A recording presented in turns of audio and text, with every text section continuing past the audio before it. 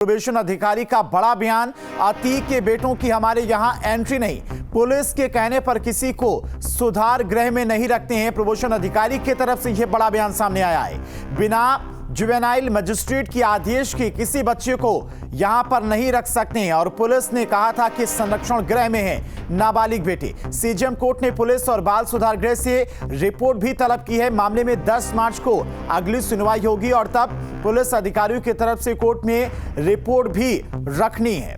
तो प्रयागराज से इस वक्त की बड़ी खबर आपको बता रहे, प्रोबेशन अधिकारी की तरफ से बड़ा बयान सामने आया है।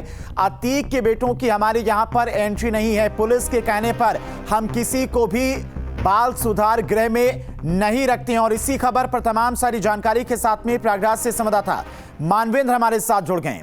मानवेंद्र, प्रोबेशन अधिकारी की तरफ से बड़ा बयान सामने आया। उनका कहना है कि हम पुलिस के कहने पर किसी को बाल सुधार गृह में नहीं रखते हैं।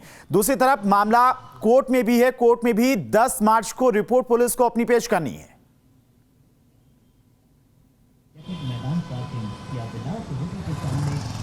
जी देखिए, इस मामले में जिस तरह से लगातार तमाम मोड़ सामने आए हैं, शुरुआत में जब 24 तारीख को घटना घटी तो अतीक की पत्नी ने सीजेएम की कोर्ट में एक अर्जी दाखिल की और उसमें ये कहा कि हमारे बेटों को पुलिस धूमनगंज पुलिस ले गई है और अवैध रूप से हिरासत में रखे हुए हैं। उसके बाद धूमनगंज पुलिस ने की तरफ से पहला जवाब ये आया कि न तो वो थाने में लाए गए हैं, न जीडी में दर्ज हैं, न बैठाए गए हैं। धूमनगंज पुलिस ने इनकार कर दिया। फिर जब दोबारा जो सीजेएम कोर्ट ने धूमनगंज के इंस्पेक्टर से जवाब मांगा तो धूमनगंज के इंस्पेक्टर ने कहा कि दोनों बच्चों को बाल सुधार गृह में दाखिल कर दिया। बाकायदा लिखित रूप से धूमनगंज पुलिस ने ये सीजेएम कोर्ट में ये जवाब अपना दाखिल किया था।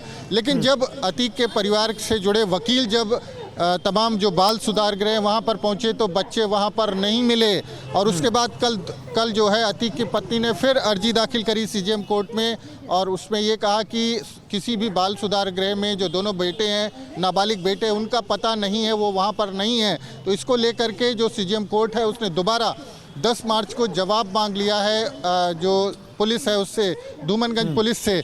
लेकिन अभी हमारी ज़िला प्रोबेशन अधिकारी जो हैं उनसे जब बात हुई तो उन्होंने कहा कि हमारे यहाँ ना तो कोई बच्चे हैं, 4 सेंटर्स हैं जहाँ बाल सुधार गृह है, बाल संरक्षण गृह है, वहाँ पर चारों में वो बच्चे मौजूद नहीं हैं। ना तो नाबालिग बेटों का कोई एंट्री है, ना वो वहाँ पर लाए गए हैं। तो उसके बाद निश्चित तौर पर इस पूरे मामले में नया मोड़ आ गया कि आखिर वो दोनों नाबालिग बच्चे गए कहाँ, जिनके लिए पुलिस ने पहले एक एफिडेविट लगाया था कोर्ट में और उसमें कहा था कि उनको बाल सुधार गृह में रखा गया है।